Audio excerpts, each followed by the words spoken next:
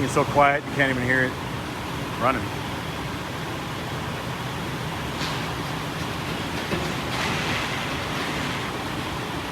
This is where the lift comes in handy because it makes it easy to get on and off ramps.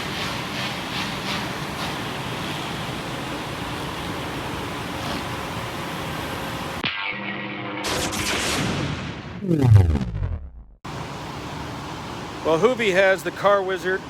He has the Car Ninja. I have a Victor. So I'm at BMW only in Las Vegas. Rolls-Royce and BMW specialists. This car, as you know, has been in Dallas. And I've taken it to 2 different places in Dallas where it sat for 3 months each and we couldn't get it fixed. First guy, bless his heart, Jordan, he tried his best. He replaced the high pressure fuel pumps because we thought it had a pressure problem, and maybe it did. So we replaced those, and he said, your injectors are bad. So I ordered some injectors off eBay like a dummy, and I took them to my buddy Christian at the bus specialist, and he changed them out, and he goes, these injectors are no good. So we bought another set of injectors and put them in, which, by the way, requires like a $300 gasket kit. So $2,700 later, injectors are not working. And he says, it's missing on 4 cylinders. You need coils and plugs. I said, you know what? I'll just do that myself. I put it on a trailer, brought it all the way to Las Vegas. Well, right across the street from my house, I'm driving by, and there's this brand new, big, beautiful building, and it says Rolls-Royce and BMW specialist, you know, how do you say the name? Is it Werkstatt. But should it be the German pronunciation? Werkstatt. You're right about that, but since we're not German.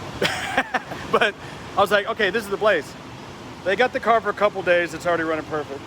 All right, we'll talk about some common issues on here, and I need to go to the other side because you can't see the high pressure fuel pump from this angle, but you can on this side. This engine has 2 of these high pressure fuel pumps right there on the side of the engine. These are mechanical. I replaced these twice. Replaced these because people always say those are a problem. Pulled this entire intake system out. There's a series of gaskets that runs in here. The injectors run on these fuel rails that are underneath there. You can't see from here. And all that's been changed, and it was still running rough. So what was the problem? Wiring. It was just wiring? It was not connected correctly. Fuel injectors, neither of the coils were connected correctly. So they just were disconnected and plugged in backwards? No, they're connected backwards, so the firing order is incorrect, and some of the ground wires not connected right. We didn't have to replace no parts whatsoever. Jordan! Ah, it's funny. And so now it runs perfect, right? I mean, we have... Let me fire it up. Fire it up. Might as well. If you want to record the engine. Yeah, we get a good shot of it. So now it's running perfect. It just wasn't plugged in correct. Look at that.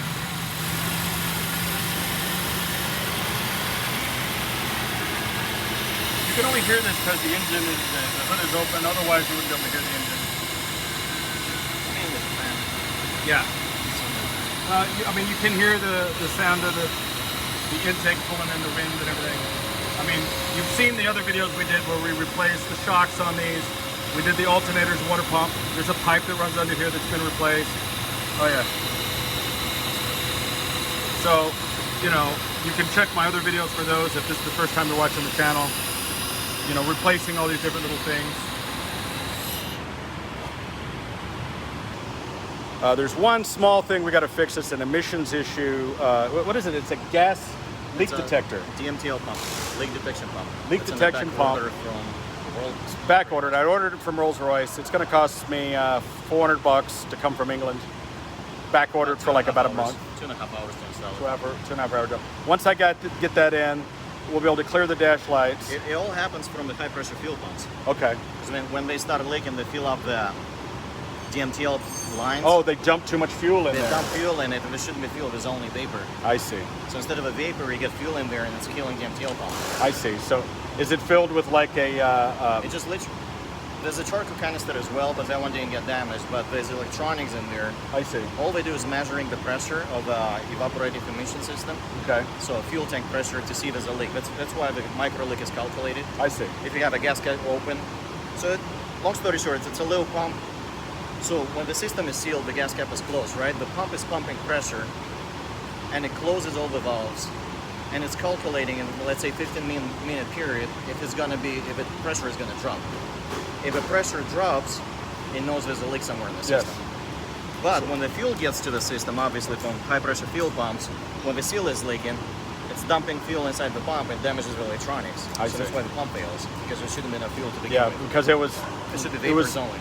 running on 8 of the 12 cylinders or less. Every time your high pressure fuel pump is going to fail, you're going to need one of those canisters. Okay, I'll remember that next BMW, time. Rolls-Royce, whatever So you got. probably what happened is the high pressure fuel pumps often fail, usually at about 50, 60,000 miles, which this car has exceeded.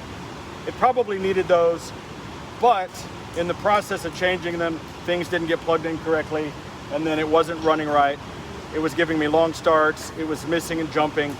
Since those other cylinders weren't firing, it was dumping fuel in there. And, you know, these guys, they just, I mean, listen, Jordan, Christian, I love you guys, but this is BMW only. This is what they do. The whole place is full of BMWs and Rolls-Royces in here. You don't see these cars in Dallas. Most people have never seen one of these cars in Dallas. The very first Rolls-Royce Phantom I ever saw was the one I bought. And I bought it in Houston. But these cars are much more common here because a lot more, you know, people with money here, people that want flashy cars. And, you know, I was just investigating. You know, it costs $750 to get a ride in one of these cars. Really? Yeah. If you want to come to Las Vegas and you want a limo service to pick you up, they have a 2-hour minimum. It's $350 an hour. 2-hour minimum costs $700 to get picked up in this car and dropped off at your hotel. $700. So just moving it off the ramp there, you owe me like $30. Hey, $1,200. I am thrilled with that price. Let me tell you, it sounds like a lot of money, but if you have a not working Rolls-Royce Phantom and you bring it to a place and for $1,200, the car is now working. Let me tell you something. Rejoice. Wait, what? No, we talked about this. This is that leak detector pump that's causing that issue. The car's running fine, but it thinks that we're leaking fuel. So we're gonna fix that. That's not a big deal. We're gonna activate this camera system back here. And I don't wanna hit this ghost I'm sitting next to. I'm gonna get away from that thing. Look how cute it is. Guys with ghosts think they're the shit until a Phantom pulls up next to them. And they realize, I'm driving a compact car. I'm just kidding. Ghosts are fantastic vehicles. I love the Ghost. What a great car it is. Let me turn this max AC. There we go. Oh God, the air conditioning is so good in this car. Let's see here. All right, I gotta pay attention to drive because there's a bunch of cars around me. Hold on. I cannot begin to tell you how thrilled I am to have my car back. My baby. Oh, I have been without my Rolls for 6 months. The entirety of 2021, I've been without my Rolls, poor baby. Cry me a river. Bob had to drive a Cadillac. Let me tell you, these guys hooked me up. And this is where you find a good shop. These guys could have ripped me off. They could have charged me for coils and plugs. They could have charged me for injectors. They could have charged me for anything they want because they know that some of the customers come in, they don't know what they're talking about. But I had a great time talking to Victor and actually sharing some of the knowledge that I've learned about these cars with him. And you know, when you find somebody that's humble and they're willing to listen to what you have to say and not act like a know-it-all, because the experience that I have with so many of these other mechanics that I go see is they act like their shit doesn't stink, that they are geniuses and you're an idiot. Just pay me what I tell you, and they just rip you off. And you know, they act like you don't, you know, I can't tell you how many times I've, just like the situation I had with the Cadillac Eldorado, and I took it to Cadillac of Las Vegas, and this guy was a snob, treated me like dirt. What was that dude's name? I'm trying to remember his name. I'll give you his name. I'm not afraid to tell you. But the guy treated me like dirt. He treated me like I was some kind of dummy, and they did everything they could to rip me off. And I'm like, look, man, I know what's up, bro. I run a car shop, but I don't have a lift here. I don't have my tools here. I don't have my mechanics here. And listen, the complicated electrical system on this car, there's a big difference between knowing how to turn a wrench and turn a bolt and knowing how these things work. And that's why I brought it to these guys, because the difference between them is there's probably nothing more complicated than a gosh darn BMW. And this is basically a 7 Series engine. It's a 760 Li based system. And he knew right away, oh, look, it's plugged in backwards. Some connections were wrong. Plugged everything in, everything works fine. Look at this, it's driving perfectly fine. It's totally silent. It's kind of a little bit of an overcast day. It rained for a few minutes last night, and it's only 96 today. It is, I should have put on a coat. It's so nice here in Vegas. I'm just so happy. I'm over the moon. I have my car back. Now, what am I going to do with that red Cadillac? I don't know. So yeah, man, I ended up wasting, $4,000 or $5,000 trying to fix this car, buying, I bought 2 sets of high pressure fuel pumps and paid to have them changed. 2 sets of injectors and paid to have them changed. And also gasket kits, labor, 6 months of waiting for the car. I don't mean to make Jordan and Christian feel bad, because they were just trying to help me out. I asked them to help me, and they tried their best. And so I'm not mad at them. I'm not butthurt about it. I asked them to help, and they did their best. But they're not BMW and Rolls-Royce specialists, They know some stuff. They're pretty smart, and they've helped me with many things in the past. But this was just a weird situation that was a little out of their, camp. And so I'm not butthurt about it. I still love those 2 guys. I'm not mad at them. But I guess the lesson here is that you really want to go to a specialist for certain stuff, All right, so let me tell you about another project that I'm working on. You know how I love Cadillacs, and I love unique Cadillacs. They got to be something special, right? I've always wanted one of these, and I want to show you this car, and you're going to know what it is. That's right, it's a Cadillac XLR. Now this car, as you know, was made in Bowling Green. It's basically a Corvette, and this one has a salvage title. They need to wash it, something terrible. Notice the gap here. There's a little bit of a gap here compared to this side. And then also, check out this body line right here. I know the thing is filthy. Notice how this is up about a 1/4 inch. So the car was hit in the back just a little bit here. I think they replaced this back bumper. You can see there's some kind of damage under there. I've actually driven this car operated. The top works perfectly fine. It runs and drives. It needs an alignment, probably some suspension work, I think. But here's one of the issues I found with the car, or not an issue, but if you have a fender bender in this car, it gets totaled instantly because none of the parts are available for it. They only made about 15,000 of these cars. You see these headlights right here? So where's this XLR? Right? If you were in a fender bender in this car, hitting the side, and you needed to replace that bumper, that light, that fender, you're looking at $15,000, $20,000 worth of damage there. These headlights and taillights sell for as much as $5,000 a piece. I know that sounds crazy, but here's why. So not only did they make the regular XLR, they made the XLR-V, which is twice the value of one of these, if not 3 times the value of one of these. But it's got the same body, same headlights, same taillights, same body parts, but has a better suspension, brakes, and engine, supercharged engine. So let's say you've got a $75,000 to $100,000 XLR-V in great condition, and you have a fender bender, and you need a headlight, a taillight, a fender, a hood, a new convertible top. You can't get it, can't buy it, can't find it, and you'll have to pay a premium for it. They only made 15,000 of them, and how many of them are being parted out? Not very many. This guy has this car as a salvage title. He's been trying to sell it for like many months, Here comes the popo. It's a fire truck. I'm so hot they had to send a fire truck after me. Anyway, so here's the deal. I can get this car for $10,000. So what I'm thinking about doing is just buying it and then parting it out.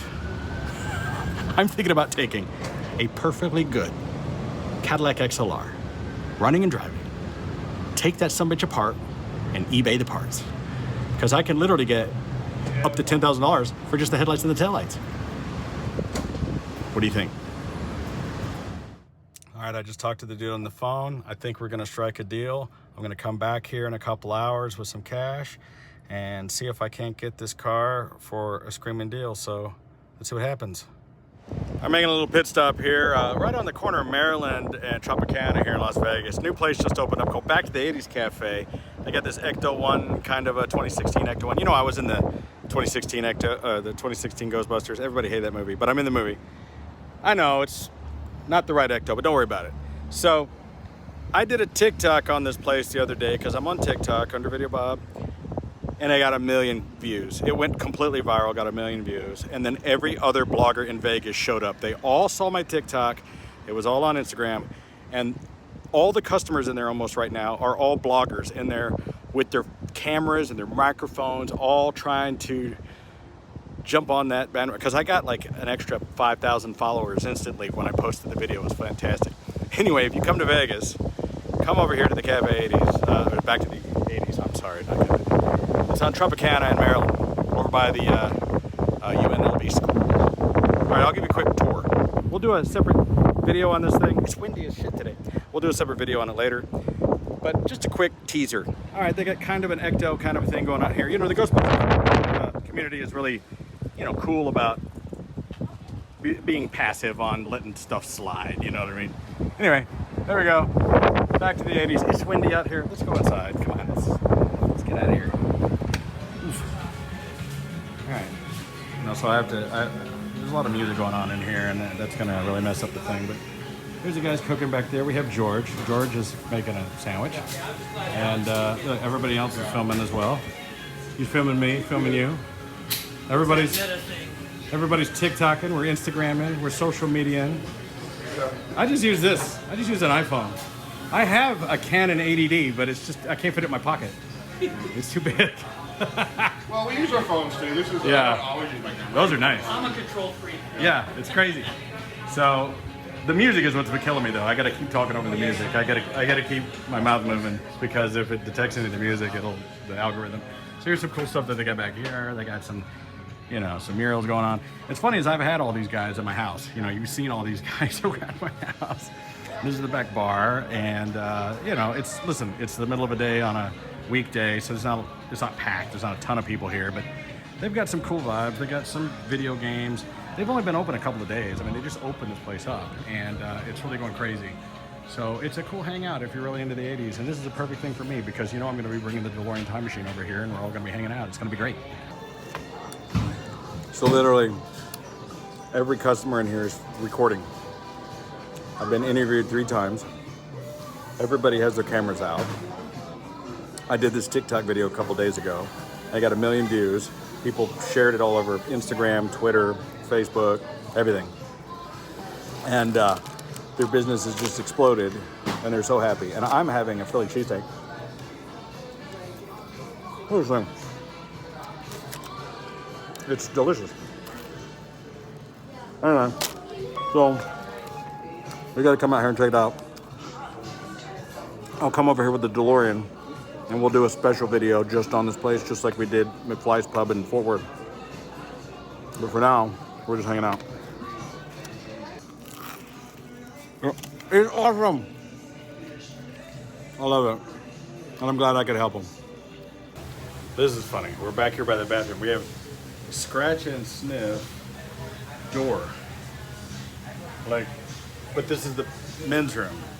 And I'm like, how come they all smell like poop? All right, man, that's the Back to the 80's Cafe and more. We're gonna come back and do a detailed blog, show everything in the restaurant, talk to the owner, but we need to do that when he's not so busy, because the thing is after posting my TikTok, he has been slammed. They're cooking as fast as they can. They're doing their best. So anyway, looking for my keys. Where's my key? Oh, here it is. I got it. Here it is. Oh, I love that every time I do.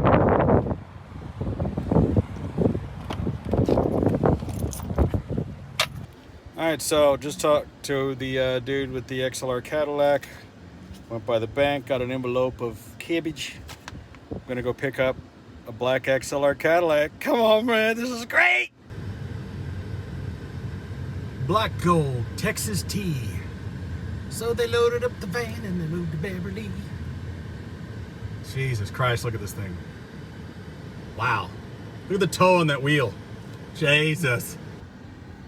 Oh my God, I can literally smell the BO and patchouli coming out of the window of that van. Whew. Woo. Hippies. In all seriousness, that van really pisses me off because what's going to happen is, see the toe and the camber, the whole A-arm is gone, the shock is gone. What's going to happen is the whole wheel is going to come off while they're going down the road. It's going to take a dive. It's going to roll. All that shit's going to go all over the freeway. And they're going to kill somebody. And who cares about the morons riding inside the van? What's going to happen is, you know, somebody on a motorcycle, in a car or a bus or whatever is going to, you know, now have to deal with a Ford Econoline E250 extended van that's now laying on its side with bleeding hippies hanging out the side of the van in the middle of the highway.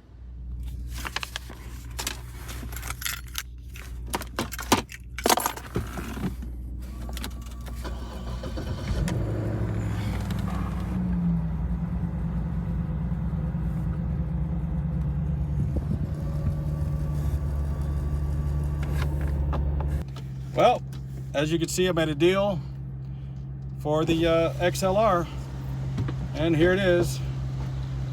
I've always wanted a Cadillac XLR, and now I apparently have one.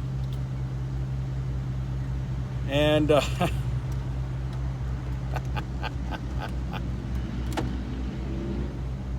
this origami of this thing opening the top takes about 30 seconds to a minute or so. But there it is. Bang. And now I have a sunburn. It's actually a relatively nice day today. And there's a truck in the way. Okay, let me go this way. I really don't want to crack the taillight. We already had that discussion of what happens when you break a taillight. But here it is. I don't know if you can see the heads-up display up ahead, but here's the car. It's a convertible, and it's filthy. So first thing I'm gonna do is go fill it up, make sure it's got plenty of gas, and then take this sumbitch to a car wash, because it is dirty. All of the automatic car washes are closed, so I'm gonna pull into this self-serve car wash, and we're gonna wash the car. Do a little origami here with the roof.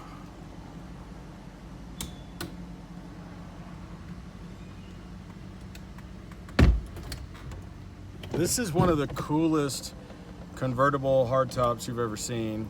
And it was co-designed by, I think, Porsche and Mercedes. A couple of people got together on it. It looks like I've got one piece of trim here that's not latching. Not a big deal though. I'm gonna fix that. That won't be hard to fix. There are a couple of little things. Sorry about that. Sorry, some things we're gonna do. Wait, what did I just turn off? Oh, that was the traction control. What a weird place to put that. How do I? Okay, that's the top button. Ah, windows. I gotta roll up the windows. Close enough. Let's wash the car. First look, dirty impressions. Filthy. The car is filthy. It's filthy, but it's beautiful. I don't really know what the paint is really like because I never got to see the car. Probably full of swirls. I don't know. We're gonna find out. Let's wash it.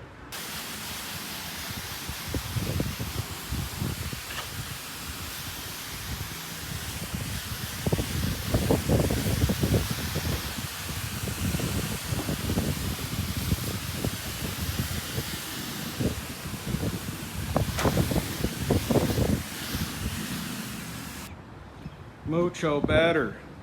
All right, now it's time to dry it off. Yeah. Only one way to dry the car off, and that's on the highway. Looks much better. Still got spots on it. I'm gonna wipe it down. But I see so many of these dummies that they just don't know how to sell a car, you know? They don't wash the car, they leave trash in the car, you know? My apologies to the guy calling him a dummy. But he lost money on the car. He said he lost money on the car. And just take a lesson from old Bob here. Detail the effing car. Make it look pretty, you know? You're gonna leave it dirty to hide a couple of door dings here and there. There's a couple of little dings, a couple of little scratches. It's a 15-year-old, it's a 2005, 2006 car. It's raven black, you know. You could go through and color correct this car, do a little paint correction, do a little polishing on these lights. You could make this thing shine like a new penny. And what a car it would be, man. You know, I just got I need to get that Rolls buffed out. And now I've got such a collection of cars. But wow, isn't it cool? Well, I hate that I have to park the caddies out here in the back at the office building outside. I don't like parking them outside, but until we get the new garage built, I might just get some car covers for them. I got a red and a black caddy, and a red and black caddy, and a black and red caddy. I have too many cars. I currently have what? 1, 2, 3, 4, 5, 6, 7, 8, 9, 10, 11, 12, 13 cars on the premises. And I hadn't even brought them all yet. This is what it is to be a car YouTuber. So now I gotta get this big mofo in the garage next to this little ass Prius that my wife drives. And like, this thing takes up the whole garage. It's ridiculous. I think it'll make it. Let's see. Park.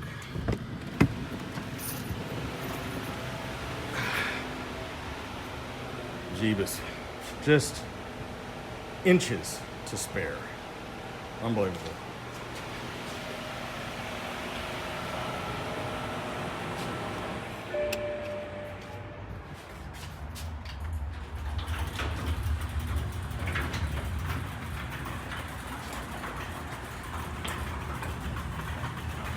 Now we got plenty of room.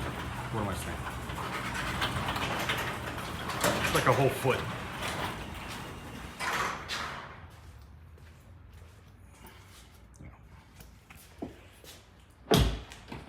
Oh yeah. We got miles. Miles. Miles around.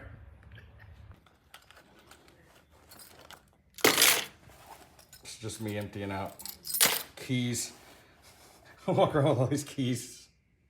All right, guys. I'm so roasted today. Had a very long day. Picked up a car, bought a car. Had a long, busy day. Hope you enjoyed today's video blog. I'm gonna do a video all by itself for the Cadillac XLR. I'm gonna do a video all by itself on the Back to the 80's Cafe. And of course, I'll do another update video on the Rolls-Royce. So if this is your first time watching, as every YouTuber says, like, share, subscribe. But you do want to subscribe and turn on your notifications if you like to watch live podcasts, because I do live audience interactions where you can ask me questions. And I have a whole new podcast show coming out soon called The Videobob Show, where I have a separate channel for that. And go subscribe to The Videobob Show on YouTube. So, hope you loved today's video. See you on the next one. Bye-bye. Subscribe to Videobob because I know where you live, bitch.